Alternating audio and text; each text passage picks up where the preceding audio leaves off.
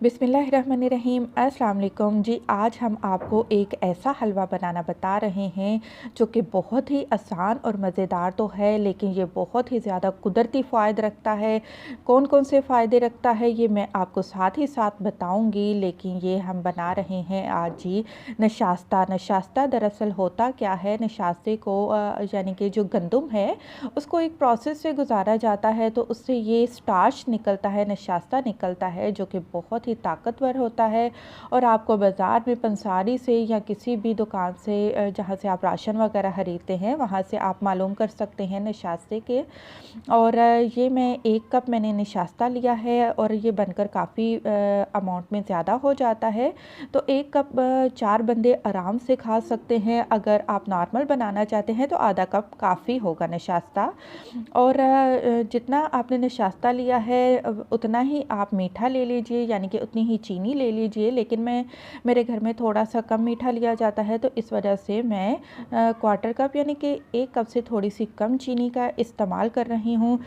और क्योंकि जी ये देसी हलवा है तो देसी घी में ही हम इसको बनाएंगे।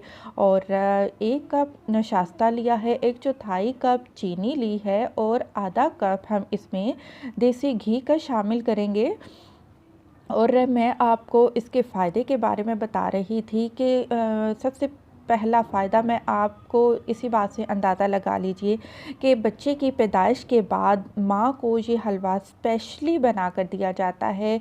जो इम्यूनिटी इस हलवे से आती है वो बहुत ही ज़बरदस्त तरीके से आती है और इसका असर आपके जिस्म में पूरा साल रहता है। ये कमर के दर्द, सर के दर्द, जोड़ों के दर्द के लिए बहुत ही मुफीद है। और सबसे मज़े की बात, ये बच्चे, बड़े, बूढ़े, जवान, ये सब के लिए एक जैसी खसूसियत रखता है। तो बहुत ही आसान तरीका मैं आपको बताऊंगी। 1 कप, ये जिस कप से मैंने नशास्ता मेजरमेंट किया था, और वही 3 कप में पानी लूँगी। नशास्ता, पानी और चीनी और उसके बाद घी हम एक ही बर्तन में डाल देंगे जिसमें कि हमने हलवा बनाना है। कोई मुश्किल नहीं है, बहुत ही आसान है। सिर्फ़ और सिर्फ आपके 5 से 10 मिनट लगेंगे और ये मज़ेदार सा हलवा आप के लिए बनकर तैयार हो जाएगा। और वैसे भी हमारे यहाँ सर्दियों में इसको बहुत शौक़ से खाया जाता है।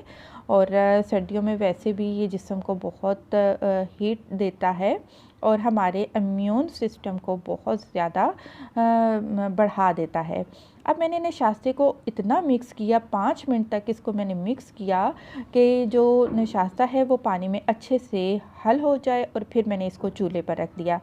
दरमियानी आंच पर ही हम इसको पकाते जाएंगे, लेकिन आपने लगातार चम्मच हिलाते जाना है, चम्मच आपने नहीं छोड़ना जब तक कि उबाल ना आ जाए और हलवा तैयार ना हो जाए।